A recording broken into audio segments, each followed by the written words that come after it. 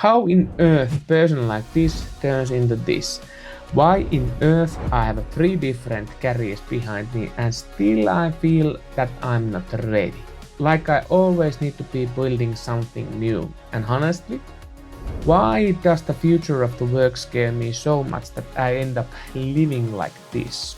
A couple of days ago, my YouTube channel hit 1 million views in a Finnish site. And I just sat there thinking, wow, that is actually insane. And at the same time, I realized something. I never really explained how I got into this situation. This is me, 5 years old in a daycare, and yeah, you can probably tell from my face, I wasn't exactly the easiest kid. I was always moving, always doing something. I grew up in Pudasjärvi, and in middle school, 2 guys, Arto and Anssi, said, hey, would it be cool if we have a band? And that's where it started. Around that time, I had managed to seriously mess up my hand. I ran through the glass door, cut my wrist, damaged my medial nerve, and injured the thumb flexor tendons. Not ideal. But did that stop me from playing drums? Not really. I played the drums first with the cast and then with the brace, and I just kept going. Fun fact, our first band was named Cannonball. No research, no Google, no thinking, just, yeah, that sounds good. Until one day we got this email from the guys in leather vests saying, change the name or we will going to change your knees. And so yeah, we changed it. And that's how it became Rambackers for very obvious reasons. After the middle school, I decided I'm not going to go to the high school, so I went to the electronics. At that time, job opportunities looked good, but the time I graduated, things has already changed. And at the same time, I didn't want to just quit my music completely, so I walked into the church and asked, do you need a drummer? And somehow they said yes. What was the big problem on the background? I never learned to read about the drum notes. I just memorized everything.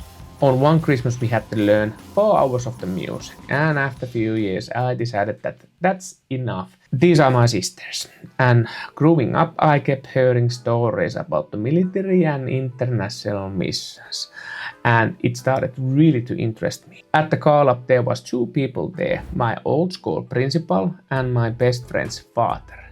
Both knew me probably a bit too well. And they asked, where do you want to go? And I said, Porin Brigade Rapid Deployment Force. And somehow I got in. That year went fast and I got extremely lucky because I got the license for the regular car and for the bigger cars. So I got trained for the Raisu equipment, so that is a demining machine, and also armored transport passi. And also I got mine clearance work and EOD clearance, so I was able to do stuff concerned about the explosives ordnance disposal. So there I was, walking around with the mine detector, checking the ground for the metal, and when something showed up, I started digging. And here is a funny part, I am actually color blind, so these color tests, I basically see nothing. Yet somehow, electronics, explosives, wiring, no problem. Either I'm lucky or very lucky, don't know. In the army I met someone really important to my life, Mikko Luukko, and we were inseparable for the 6 months. Same vehicles, same routines, same everything.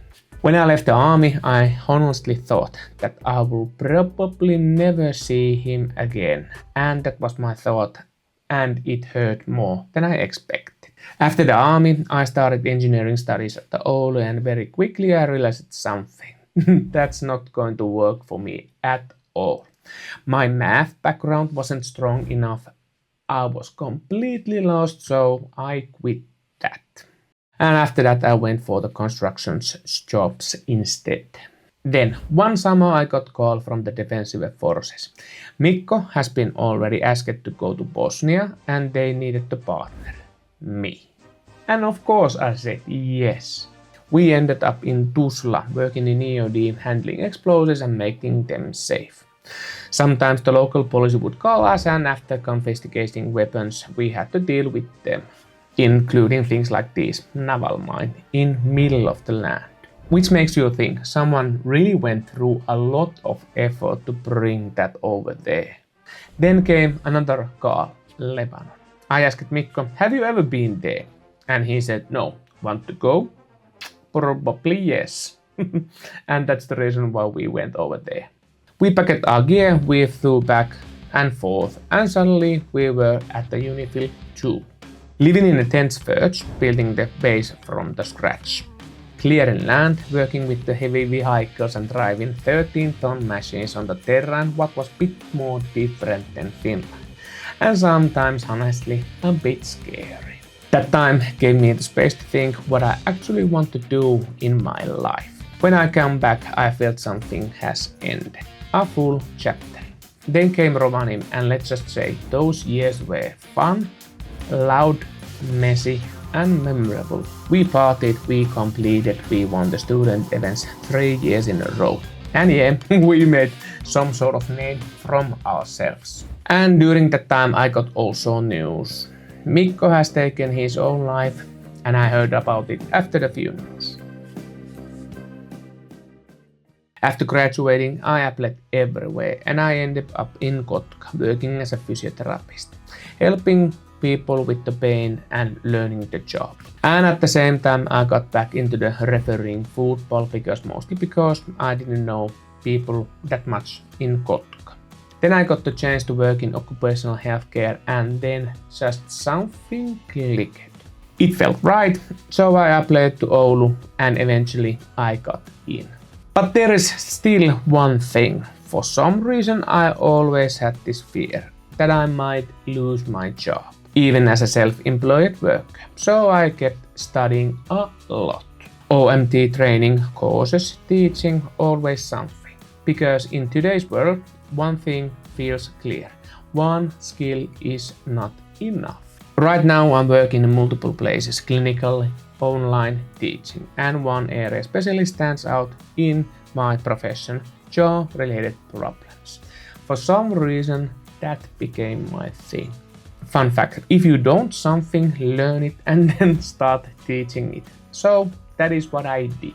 Now I teach courses even at the university.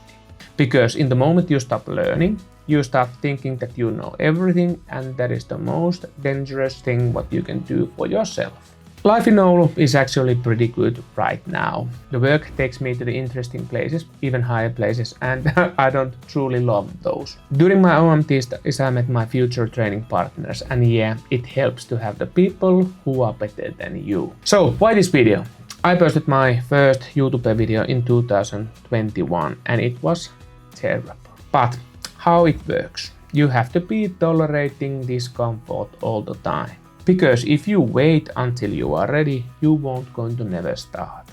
My goal is simple. In a few years, I'd like to part of my income from these kind of videos, so I can keep helping people, keep learning, and keep doing meaningful work. I still have maybe 30 years of the work ahead, so there is time, more videos to make, more people to help. And if you watched it this far, really big thank you. Seriously. You're the reason why I do this, and I hope you got something useful or something to think about.